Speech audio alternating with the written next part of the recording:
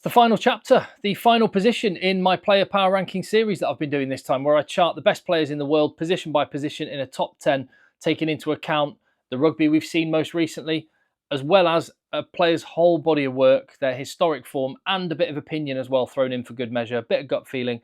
And I would love to know yours in the comments. Give your comments down below, give the video a thumbs up. And if you've missed any of the other positions that I've done, this is the last one.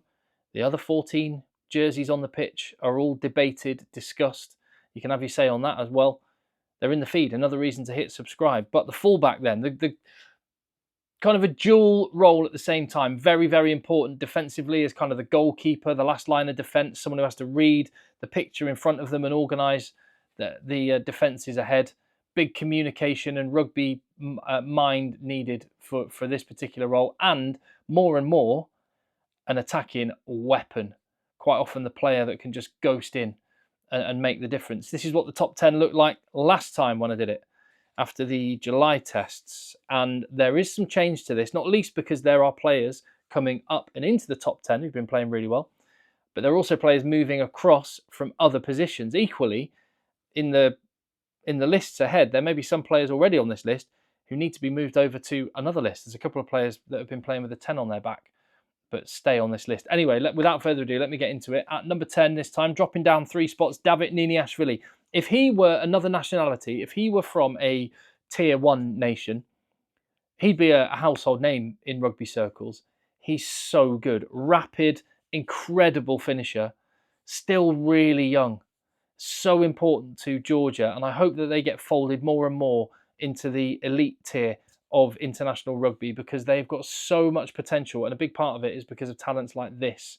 You think about Georgia and you think of their giant cube-shaped props, and they've got a lot of them, but they've got some rock stars out wide. Niniashvili being the best of them. Plies his trade for Lyon in the top 14, but whenever he gets on the international field, he looks like a star. And so he is hanging in there in the top 10. He is down a few spots. Will he hang on there for the next one? That remains to be seen because there are new players coming into the list and playing very, very well, like Aphiwe Dyantyi. He has made the 15 jersey his. And, I mean, well, no one, very few in the South Africa squad can say that their jersey is theirs because the depth and talent they've got is incredible. But suffice to say, the impact Aphiwe Dyantyi had in 2024 was significant, and he feels like he completely changes the dynamic of how they play. So he had, working from most recent to earlier in 2024, he had 2 starts and 1 try in the November series, 4 starts and 4 tries in the Rugby Championship.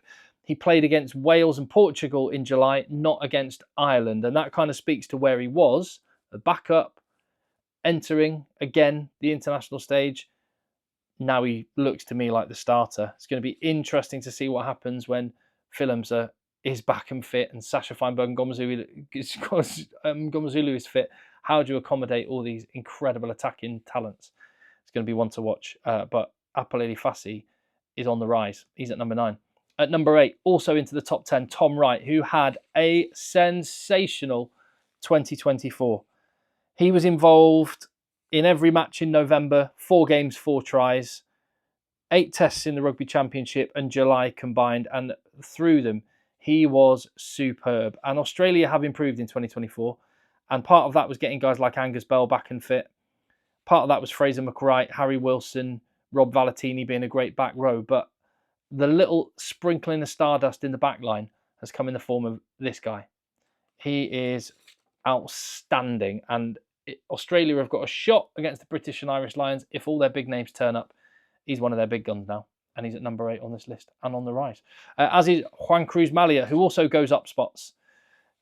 These guys are all a similar kind of age profile when you look at it. Aphiwe Dyantyi, 27, Tom Wright, 27, Juan Cruz Malia, 28. They're still going to keep getting better, but they're kind of about to come into their prime, I would say. So I think we're in for a really healthy time of it in the fullback position, watching World Rugby the next couple of years. This guy's been amazing as well. 2024, he was such a big part, just like Tom Wright was a big part of Australia's kind of mini resurgence. Juan Cruz Malia was a big part of the reason why Argentina won 3 games in the Rugby Championship, their best ever performance, beating South Africa, beating New Zealand and Australia all in the same tournament. He just adds that little cherry on the top of what is a great back line. His running lines are just so intelligent. I mean, he has to compete week in, week out for the fullback position in Toulouse with Ange Capowozzo, Blair Kinghorn and Tomar Ramos.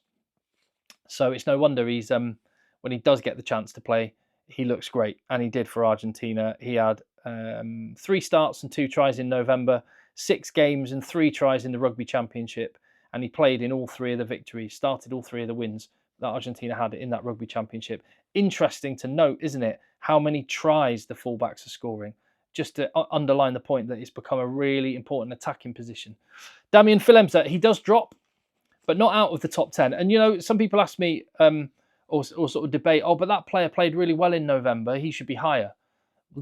Damian Willemse is an exact example of the reason why I don't just go, what's the top 10 players based on the rugby we've just seen? Because Willemse has had a horrible time with injury. I mean, the guy's a 2-time Rugby World Cup winner. He missed the July tests. He played a little bit of rugby and he missed Rugby Championship. He played a little bit of rugby back in October. Thought he was going to be ready for the November test, but he got injured again. He can play 10, he can play 12, he can play 15. Could he be the ultimate man in the 23 shirt for South Africa? Could well be the case. He's got to get back and fit and playing first and competing for his club jersey with Libok and Sasha FM and all of the other stars that they've got there at the Stormers. Get back fit, Damian Willemse, and he could well be going back up this list. If he will keep dropping unless he can play consistently. I hope everything's okay there. Into the top 5, and Beauden Barrett is dropping. 33 years of age now, just one of the greats that we've ever seen. He was playing 10 in November, and for the last couple of games of the Rugby Championship, if that's where New Zealand are going to use him consistently, then he will move to the fly half position. But the bulk of his rugby in recent years has been in the 15 jersey, not least at the Rugby World Cup last year or 2023. Will he maintain a starting spot? It looked like it was going to be him backing up D-Mac, but now it's D-Mac backing up Bodie. Are they both just placeholders until Richie Mwunga is back? And if that is the case, does Beauden Barrett then move back to 15? Does Will Jordan then shunt to the wing? It's going to be interesting. They've got no lack of talent, and they've got one of the best ever to do it in Beauden Barrett. He's still in the top 5, but drops down below Blair Kinghorn, who moves up. Now, I tell you what, British and Irish Lions here, it's hard to call who's going to be the starting British and Irish Lions fullback. 2 very different options, but the main ones are Blair Kinghorn and Hugo Keenan. Blair Kinghorn, wildly talented. Another one of the Toulouse fullbacks on this list. Can play at wing, can play 10. So skillful, so rapid, so good under the high ball. Just a proper all-rounder. Maybe Scotland's best player now, and so important to them. Big Six Nations ahead for him. He's 28 years of age as well now, so another one of those players you'd think for a fullback, prime years right now. Top 3, Will Jordan, who moves across from the right wing list, where he was ranked very high last time, but he's been used at fullback now. He played exclusively on the right wing during the Rugby World Cup, but now 5 starts and 4 tries from fullback in the Rugby Championship. He had, he played 15 the whole of the November tests, and he got 3 tries in 4 starts. So his overall record continues, whether he's on the wing, whether he's fullback. 38 tries in 41 appearances for New Zealand is outrageous. And as a purely attacking fullback, the guy is as gifted as it gets. Is he as good on defence? New Zealand, he's kind of done a job when he's done it. I think his upside on attack is enough alone to get him into the top 3. Tomar Ramos jumps ahead to number 2. Another player, just like Beauden Barrett. I might have to move across to the fly half list if he keeps playing at fly half. He's had 5 starts at 10 in 2024, only 3 at fullback for France, but that's because Romain Ntamack has been out injured, and he got the nod ahead of Matthew Jalibert, another Toulouse fullback that is in this list. He's been incredible. This November, he was arguably the best player out of any country anywhere. He was so good for France in those 3 victories they got. Where does he fit into this French team?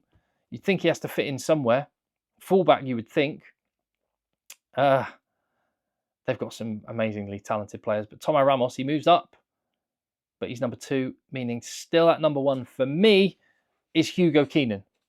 Now, Hugo Keenan maybe doesn't have the attacking upside of Tomar Ramos, of Will Jordan, of Blair Kinghorn, Aphiwe Dyantyi, Juan Cruz, Malia. In fact, most of the list. Hugo Keenan, I think, has the best rugby brain out of all of them. The way he reads the game it blows my mind. I've been over to Ireland to watch them play international games. I've watched him play for Leinster a bunch of times in the flesh. And in fact, and I think I may have mentioned this before, it was during that whole COVID period, I was a reporter working on a game and in an empty stadium.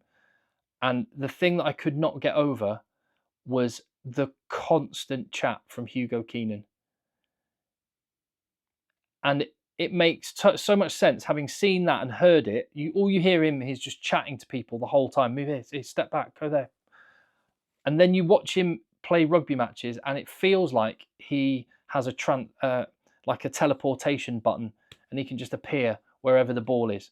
And that is because he is mind-blowingly good at reading the rugby game, at feeling what's going on, and just being right place, right time. And I know you might think it's a boring conservative selection, not going for one of the wild attacking players. But for me, whenever I played rugby, I loved the fullbacks that were safe as houses, rock solid, never make mistakes. And you could count the number of mistakes in Hugo Keenan's entire rugby career on one hand. He is an amazing all-round fullback. He can attack brilliantly. His defence is incredible. For a small guy under the high ball, he's amazing. And he's going to need to be at the top of his game if Ireland are going to win another Six Nations Championship. There you go. I've gone for Hugo Keenan at number 1. Let me know what you think in the comments down below. That is an amazing list, isn't it? How good is that top 10? Worthy of finishing the Player Power Ranking series with that. Although I will say, I am going to do another video coming in the feed where I look at the picture overall. Which country is most represented in the top 10s? And is that more or less than last time? Do we read anything into how nations are building, depth and strength and quality, and which are falling away? So hopefully there'll be some interesting things to come from that. Another reason to hit subscribe on the channel, and I'll see you on the next one.